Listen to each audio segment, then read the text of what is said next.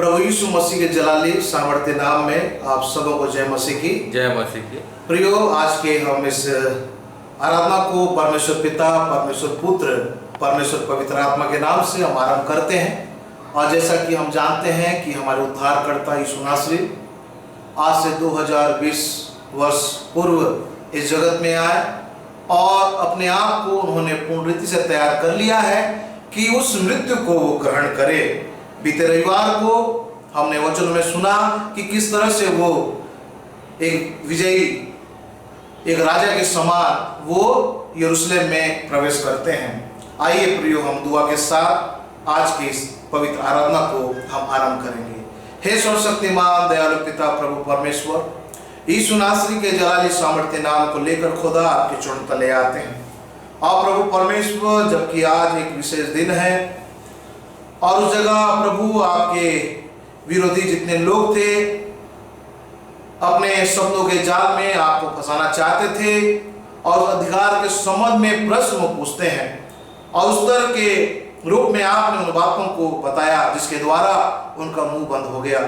वो कुछ कार्य करने में अपने आप को तैयार नहीं कर पाए प्रभु, क्योंकि आप ही सब कुछ ठीक करने वाले हैं, आप ही हर एक चीज के निर्माणकार हैं। ऐसे हम धन्यवाद देते हैं। आज के इस मनन चिंतन में प्रभु हम आपकी अगुवाई को चाहते हैं, यीशु नासरी के नाम से मांग लेते हैं, आमीन। आइए प्रियो, हम अपने स्थानों में खड़े हो जाएंगे और प्रभु की महिमा के लिए गीत गाएंगे। 89 नंबर गीत है, क्रूसी के पास जहां खून बहा, दब के गुनाहों से मैं गया।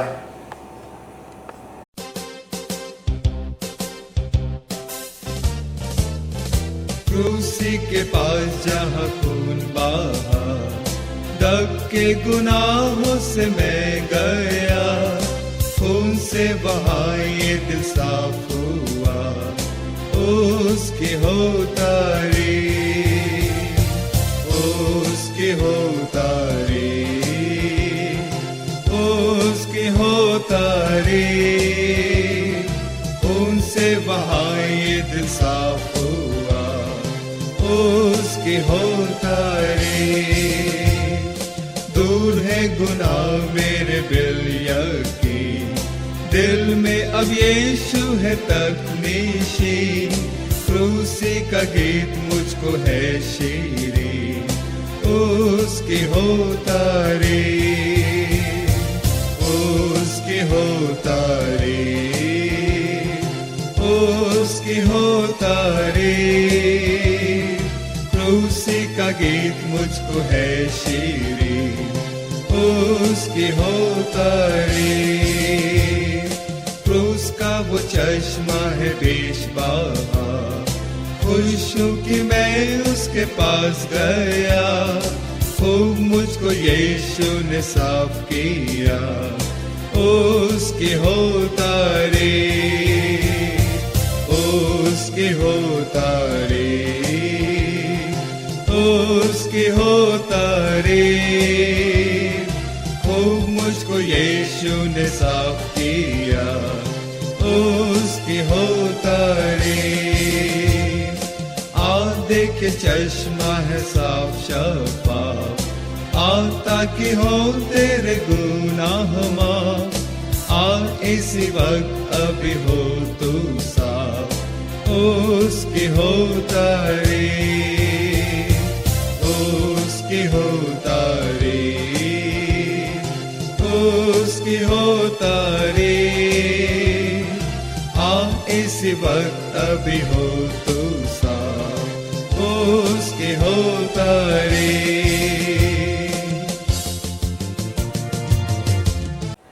इसी तरह से हम अपने स्थानों में खड़े रहते हुए आइए एक साथ मिलकर प्रेरितों का विश्वास वचन, जो हमारा विश्वास वचन है, हम अंगीकार करेंगे।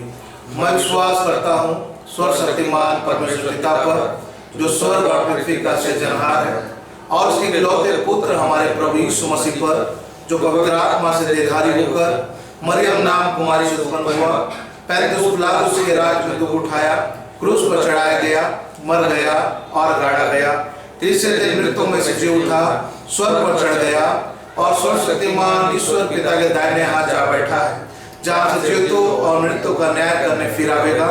मैं विश्वास करता हूँ पवित्र आत्मा पर, प्रचलित पवित्र कलीसिया पर, पवित्रों की संगति, पापों की क्षमा, देह के जी उठने और अनंत जीवन पर। आमीन। प्रियो, इस समय मैं आप लोगों के समक्ष बाइबल पाठ पढ़ूंगा और हम बड़े दुआ के साथ जो वचन हमारे बीच में हम पढ़ेंगे उसके लिए अपने मनों को हम तैयार करेंगे। मत्ती रचित सुसमाचार उसका 21 अध्याय उसके 23 पद से लेकर उसके 27वें पद तक मैं आप लोगों के समक्ष पढ़ूंगा। वचन में इस प्रकार से लिखा हुआ है, यीशु के अधिकार पर प्रश्न। वो मंदिर में जाकर उपदेश कर रहा था तो प्रधान याजकों और लोगों के पुरनियों ने उसके पास आकर पूछा, तू ये काम किसके अधिकार से करता है और तुझे अधिकार किसने दिया है? यीशु ने उनको उत्तर दिया, मैं भी तुमसे एक बात पूछता हूँ, यदि वह मुझे बताओ तो मैं भी तुम्हें बताऊंगा कि ये काम किस अधिकार से करता हूँ। यूहन्ना का बपतिस्मा कहाँ से था, स्वर्ग की ओर से या मनुष्य की ओर से? तो वे आपस में विवाद करने लगे। यदि हम कहें स्वर्ग की ओर से तो वह हमसे कहेगा, फिर तुमने उसका विश्वास क्यों न किया? और यदि कहें मनुष्य की ओर से तो हमें भीड़ का डर है, क्योंकि वे सब यूहन्ना को भविष्यवक्ता मानते हैं। अतः उन्होंने यीशु को उत्तर दिया, हम नहीं जानते। उसने भी उनसे कहा, तो मैं भी तुम्हें नहीं बताता कि यह काम किस अधिकार से करता हूँ। धन्य है वे जो लोग परमेश्वर के वचन को पढ़ते हैं, सुनते हैं और उसके अनुसार चलने के लिए अपना जीवन तैयार करते हैं। वचन हम गाएंगे। वचन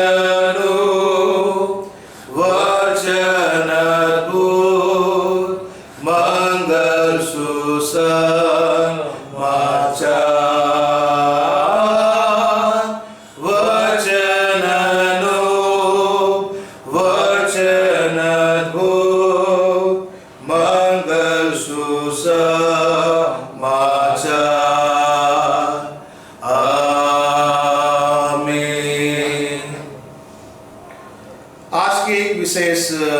इस दिन में प्रभु परमेश्वर ने हमें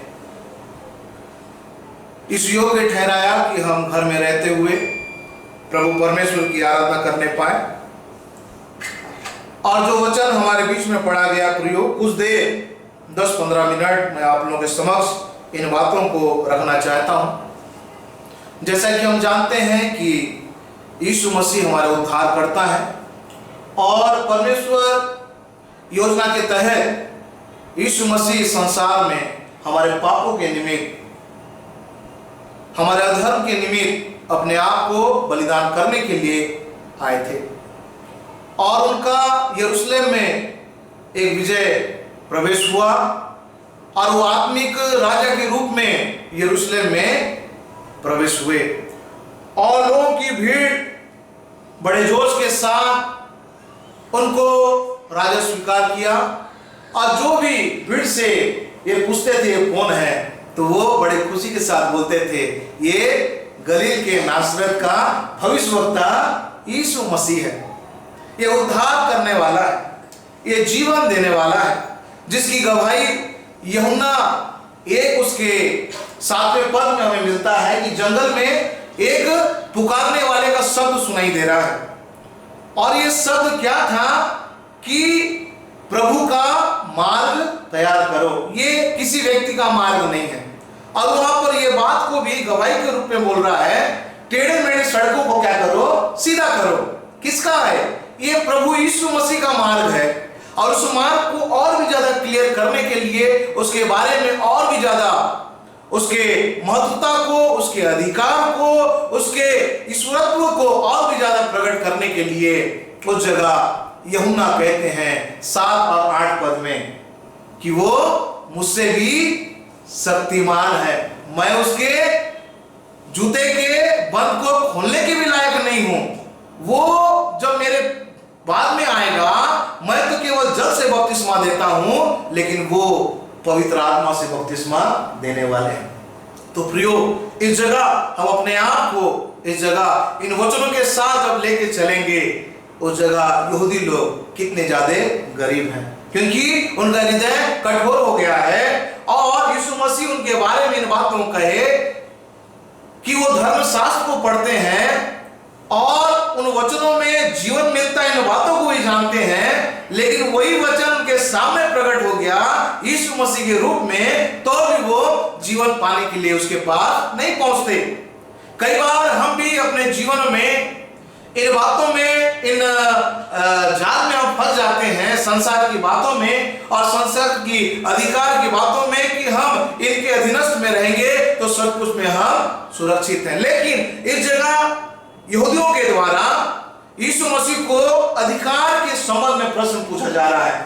किसके लिए पूछा जा रहा है? क्योंकि वो यीशु मसीह से प्रेम नहीं करते हैं, वो इन बातों को नहीं जानते कि वो परमेश्वर का पुत्र है, मसीहा है। इन बातों को वो ग्रहण अपने जीवन में नहीं कर रहे हैं। और जब यीशु मसीह उस मंदिर में जाते हैं और मंदिर में जब वो संदेश देते हैं और उस मंदिर में से जितने भी व्यापार करने वाले लोग थे उनको वहां से भगाते हैं, उस जगह यहूदी अगुओं के द्वारा प्रश्न पूछा जाता है। और ये प्रश्न ये था कि तू किस अधिकार से उपदेश देता है, किस अधिकार से तू संगा करता है, किस अधिकार से तू कबूतर बेचने वालों को और जो पैसा है उसको बदलने वाले लोगों को तूने मंदिर से क्यों निकाला? क्योंकि वो उन वचनों को लेके उनके पीछे पड़े हैं कि किसी तरह से वो उन प्रश्नों का उत्तर दे दें जिसके द्वारा परमेश्वर के नाम के निंदा करने का आरोप के द्वारा यीशु मसीह को पकड़ लें। ले व्यवस्था उसका 24 अध्याय उसके 16वें पद में लिखता है, जो कोई यहोवा के नाम का निंदा करेगा उसको निश्चय मार डाला जाएगा, है ना। इस रीति से वो यीशु मसीह को उसके सामने प्रश्न पूछते हैं और यीशु मसीह उनको उत्तर के रूप में कहते हैं कि यूहन्ना बपतिस्मा दाता का अधिकार उसको कहां से मिला? क्या मनुष्य की ओर से, क्या परमेश्वर की ओर से? यदि वो मनुष्य की ओर से बोलते तो जितने उस जगह भीड़ है उन लोग क्या करते? उन लोगों का निंदा करते। और यदि वो बोलते कि ये जो अधिकार है उसको परमेश्वर की ओर से मिला है तो यीशु मसीह को बोलते कि ये परमेश्वर की ओर से उसको उस जगह अधिकार मिला हुआ है। लेकिन इस जगह प्रयोग यीशु मसीह उनके सामने उनके बातों को जानने के द्वारा जिस शब्दों के जाल में वो यीशु मसीह को फंसाना चाहते थे उन बातों को यीशु मसीह ने जान लिया। और यीशु मसीह जो है जीवन देने वाले हैं, वो यीशु मसीह परमेश्वर के आज्ञा का पालन करने के लिए आए थे। वो यीशु मसीह उन मृत्यु को क्रूस में जाके ग्रहण करने के लिए आए थे ताकि हर एक मनुष्य जाति का क्या हो? उद्धार हो। इस जगह हमको जानने की आवश्यकता है वो यीशु मसीह जिनसे ये अधिकार के संबंध में प्रश्न पूछ रहे थे वो सर्वशक्तिमान है। यदि आप और मैं देखेंगे यूहन्ना मत्ती रही सुसमाचार उसका 28 अध्याय उसके 16 पद से लेकर 20 पद तक, उस जगह यीशु मसीह अपने चेलों को कहते हैं स्वर्ग और पृथ्वी का सारा अधिकार मुझे दिया गया है। वे अधिकार के साथ वो लोगों से बातचीत करते थे और उनके शब्दों के द्वारा लोग प्रभावित होते थे और वो यीशु मसीह पर विश्वास करते थे जिसके द्वारा वो मृत्यु से पार होके जीवन में प्रवेश करने के मार्ग में पहुंच जाते थे। आज आपको और मुझको अपने जीवन में आत्मसात करना है। जो अधिकार यीशु मसीह को दिया गया है वो आपको और मुझको जीवन देने के लिए दिया गया है। यदि हम आप और मैं देखेंगे कि पतरस को यीशु मसीह कहते हैं कि मैं तुमको क्या दूंगा? जीवन की पूंजी दूंगा। पूंजी किस बात को दर्शाता है? एक अधिकार को दर्शाता है। और पतरस को यीशु मसीह बोलते हैं, कब बोलते हैं? जब पतरस यीशु को मसीहा के रूप में ग्रहण करता है तब पतरस को यीशु मसीह बोलते हैं मैं तुमको जीवन का पूंजी दूंगा, जैसा तू पृथ्वी में बांधेगा वैसे स्वर्ग में बांधेगा और जैसा तू पृथ्वी में खोलेगा वैसा स्वर्ग में खोलेगा। तो इन बातों को हम जानना है, वो उसका जो अधिकार है हमको क्या करने के लिए? जीवन देने के लिए। उसका जो अधिकार है हमको पाप से निकाल के उस अनंत कालीन मार्ग में ले जाने के लिए। और इस जगह अपने शब्दों के द्वारा यीशु मसीह यहूदियों के मुंह को बंद कर देते हैं। अपने वाणी के माध्यम से यीशु मसीह यहूदियों के षड्यंत्र को क्या कर देते हैं, नस्तनाबूद कर देते हैं। इस रीति से आज आप और मैं इस वर्तमान परिप्रेक्ष्य में कई बार हमारे जीवन में ऐसी समस्या आती है, उस समस्या से निकालने वाला वो सेनाओं का यहोवा जो अपनी योजना को पूरा करने के लिए अपने पुत्र यीशु मसीह को भेजा, वही यीशु मसीह आपको और मुझको वो अधिकार दिए हैं, वो जीवन की खूंटी दिए हैं, जिसके द्वारा आपको और मुझको आगे बढ़ना है और बोलना है, प्रभु उन लोगों को हमको तेरे नजदीक में लाना है जो तुझको नहीं जानते हैं। और हर एक लोग जब इन बातों को जान जाएंगे, निश्चय वो प्रभु परमेश्वर की आशीष को प्राप्त करेंगे। प्रियो, आज के इस दिन में जो प्रभु आपसे और मुझसे बोलना चाहता है कि यीशु मसीह के उस बलिदान को अपने जीवन में हमको स्मरण करना है। यीशु मसीह के हर एक दुख और तकलीफ को अपने जीवन में स्मरण करना है। जिस तरह से पौलुस बोलता था, आओ भाइयों हम उस दुख उस तकलीफ को सहते चले जाएं, ताकि उस विश्वास के द्वारा हम उस अनंत जीवन में पहुंचने पाएंगे। उन्हीं चीजों को देने के लिए यीशु मसीह जगत में आए और हर एक जो उसके विरोधी थे, उनके हर एक षड्यंत्र को यीशु मसीह ने अपने वाणी के द्वारा क्या कर दिया, खत्म कर दिया, उनको हरा दिया। जिस तरह से जब वो क्रूस में चढ़े और अपने प्राणों को दिए, उन्होंने कह दिया कि पूरा हो गया, ताकि मनुष्य को उद्धार का जो कार्य था यीशु मसीह के प्रथम आगमन के द्वारा पूरा हुआ। क्योंकि वो इतना सामर्थी है, जब आप और मैं उसके साथ होके चलेंगे तो सोचो हमारे जीवन के द्वारा वो कितने बड़े बड़े कार्य कर सकता है। क्योंकि ये समय अंत का है और अंत के समय में भी हमारे सामने ऐसी परिस्थिति आएगा। उस परिस्थिति का सामना करने के लिए जो अधिकार आपको और मुझको यीशु मसीह ने दिया है, उस अधिकार के द्वारा आप और मैं मनुष्य के हर एक षड्यंत्र को क्या कर सकते हैं, नस्तनाबूद कर सकते हैं। प्रभु इन वचनों के द्वारा हम सबों को आशीष दे, ताकि हमारा मन जो है केवल प्रभु की महिमा के लिए, केवल उसके वचन को सुनने के लिए, केवल उसके वचन को अपने हृदय की पट्टी में उतारने के लिए, लिखने के लिए हम हर समय अपने आप को तैयार करें। प्रभु इन वचनों के द्वारा हम सबों को बहुत ऐसे आशीष दे, आमीन। आइए हम अंतिम दुआ करेंगे। प्रभु की प्रार्थना आशीष वचन के साथ आज की आराधना को हम समाप्त करेंगे। हे सर्वशक्तिमान दयालु पिता प्रभु परमेश्वर, यीशु नासरी के जलाली और सामर्थ्य नाम को लेकर खुदा जी आपके चरण तले आते हैं। धन्यवाद देते हैं प्रभु, क्योंकि आपने हमें एक अवसर दिया कि आज के इस आराधना के द्वारा प्रभु परमेश्वर हम आपके उन वचनों को जान सके और आपका अधिकार क्या है उन बातों को जान सके। क्योंकि आप हमारे सच्चे प्रभु यीशु मसीह, आप ही हमारे सनातन की चट्टान है। खुदा, जितने भी प्रिय लोग इस जगह प्रभु जी आपके नाम को लेकर प्रभु आराधना में जुड़े हुए हैं, अपने घरों में रहते हुए हर एक के जीवन में पिता आपकी आशीष की घोषणा करते हैं, ताकि कल की आराधना के लिए प्रभु परमेश्वर अपने आप को तैयार करने वाले हों। सारा आदर आपको देते हैं, नासरत के यीशु के नाम से मांग लेते, जिसने हमें यह प्रार्थना करना सिखाया। ये हमारे पिता आप स्वर्ग में हैं, आपका नाम पवित्र माना जाए, आपका राज्य आए, आपकी इच्छा जैसे स्वर्ग पूरी होती है वैसे पृथ्वी में पूरी हो। हमारे दिन भर की रोटी आज हमें दीजिए, और जैसे हमने अपराध को क्षमा किया है वैसे आप हमारे अपराधों को क्षमा कीजिए। हमें परीक्षा में डालिए, बल्कि बुराई से बचाइए, क्योंकि राज्य, पराक्रम और महिमा सदा आपकी है, आमीन। अब हमारे प्रभु यीशु मसीह का अनुग्रह, परमेश्वर पिता का प्रेम, पवित्र आत्मा की संगत और सहभागिता हम सबों के साथ आज से लेकर मसीह यीशु के दूसरे आगमन तक बनी रहे, आमीन।